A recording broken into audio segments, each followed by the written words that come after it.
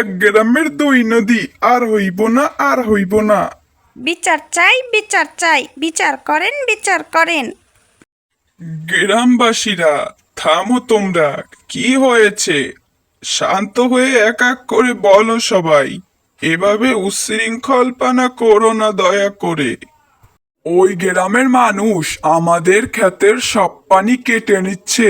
এইভাবে আর সহ্য হয় না মেম্বার মশাই, কিছু একটা করেন। বিচার চাই, বিচার চাই। শান্ত হও তোমরা, শান্ত হও। আগে প্রমাণ খুঁজে দেখো। সন্দেহ সব সমস্যার মূল। তোমরাই তো নদীতে ময়লা ফেলো, আমাদের মাছ সব মরে যাচ্ছে। তার কি কিছুই হবে না? তার কি কোনো বিচার হবে না মেম্বার সাহেব?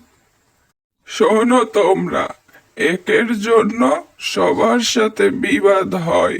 তোমরা নদীতে কেউ ময়লা ফেলো না। নদী সবাই একসাথে মিলে পরিষ্কার করো।